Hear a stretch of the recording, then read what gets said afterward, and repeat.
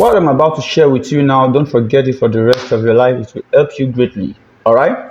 Now, let's say you have a phone that has a physical structure and it looks like an old model Sony Ericsson, something like this. And then you have another phone that has a physical structure and it looks so beautiful, like iPhone 12 Pro, something like this. I mean, now those two phones, you want to buy them. So you went into the store. Naturally, I mean, you go for the one that looks like iPhone. It's beautiful on the outside.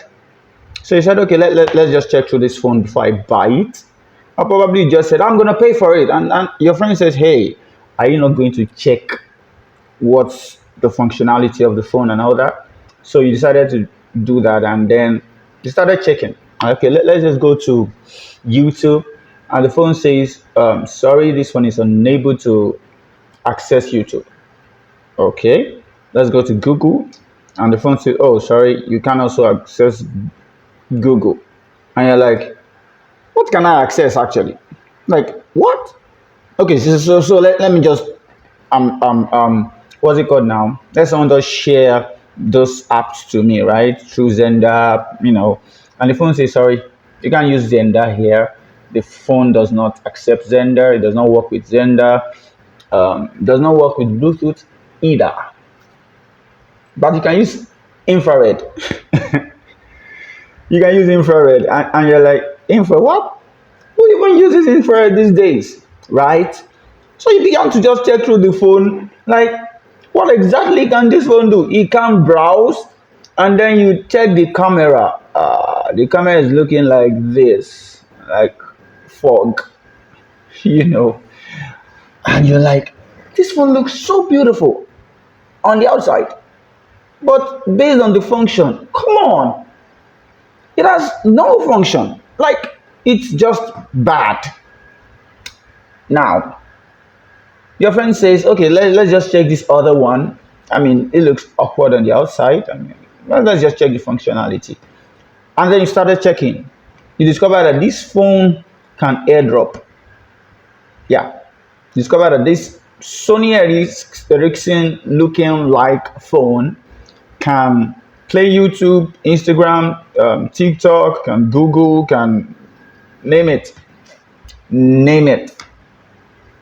You try to use Zender, it works. You try to do, like, it's super fast, like the RAM is high, super large storage and all that. So naturally, which one will you buy? Would you go for the one that has the physical outlook of an iPhone but is more lower than an old model Sony Ericsson? Or are you gonna buy the one that is looking like Sony Ericsson on the outside, but damn, it has a lot of functionality? I'm sure you're gonna go for this, right? Yeah, certainly. Because at the long run, you are not concerned about the physical appearance. No matter how much you like beauty, at least you want one functionality that you are very interested in. If it's just camera, but this one does not have even a clear camera, and it looks beautiful on the outside. It does not matter how it looks on the outside. At the long run, people will go for how useful it is. Yeah. Okay, so let me give you another example. Let's say a car looks like this old model Volkswagen. Yeah. And another looks like Rolls Royce. And then naturally, you will go for the Rolls Royce looking like car, right? And then you went into the Rolls Royce car and you're like, okay, you saw the key, you started the engine, and then it started, and you saw the gear and it's stick. Like, it's not automatic gear, it's stick. You have to, shift it and yeah. And you're like, okay, he's looking like Rolls Royce on the outside, but inside, come on, no TV. There's no navigator for when you want to reverse and when you want to do all those things. Nothing like that. It doesn't even have an AC. But you come outside and check outside, like, what? You go back inside and you're like, what? And then you go to the Volkswagen, and the first thing that greets you is the AC. And then it's not stick. And this it's automatic. And this Volkswagen has a voice recognition function that can recognize the voice of its owner. So when you just tell the Volkswagen start, it starts. Or it has a fingerprint functionality, so that if your fingerprint is not registered on the car, you can open it. Super secure, yeah. And you just need to say start. Or if you just want to use your hand, you can just press a button and then it starts. Or the AC is cool. You have the navigator when you want to park, when you want to reverse. You have the TV, all those TVs behind the screen behind the seats and all that. All those cool functionality. It even has a cooler inside, but it's looking like a Volkswagen outside.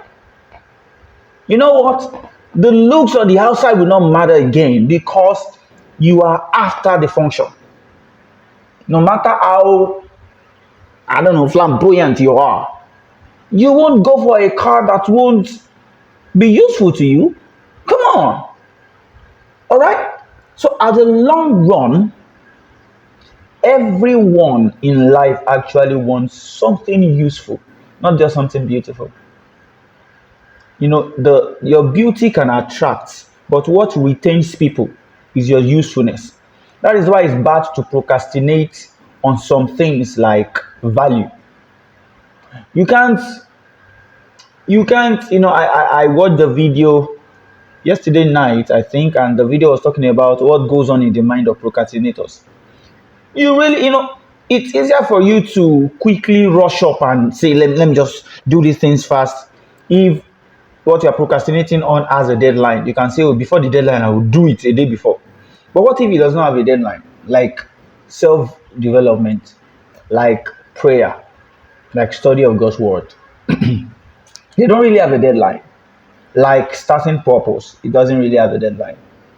But the truth is, if you procrastinate on things like that, what happens to you is that you begin to reduce in value because you are not developing. All right, you don't have self-development, so it will definitely reduce in value. And the more you are reducing in value, the more obsolete you become. You become old model, like the old Sony Ericsson, despite you are looking like the iPhone. You become forgotten and neglected, like the Rolls Royce that had the function of an old model B2. Yeah. So it doesn't matter how you look. It doesn't matter whatever it is that you think will attract people to you. What will retain them is your value.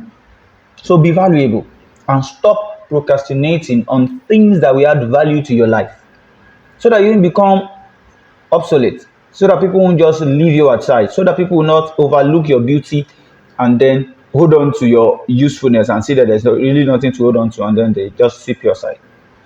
Be everly relevant, be constantly relevant. This is how you will, go through life with peace and having the things you want at the palm of your hand. I hope this helps. All right. So share this with someone, tell the person stop procrastinating, increase in value, all right, and not just in beauty. All right, I'll see you later. The fathers of faith are going. Who are those that will take the baton from these people? The person you are looking up to, spiritual father, time is counting. Who is going to take the baton from you? Who? But if you are not ready to wait, you are not ready. I go into this cave called Adullam. What did David teach them? What happened in that cave, Adullam? That weak men that were in debt, they enter, but they came out, they were called mighty men of David. That he will take one man to destroy an army. What did they hear? Of what baptism were they baptized? What did they listen to? What changed? There's a mystery called waiting. A mystery called waiting. A mystery called waiting. That a man can wait for 5 years, can wait for 6 years, can wait for 7 years, but God begins to use it over decades. Oh, the time of waiting, it might look tough, but it is small compared to the time.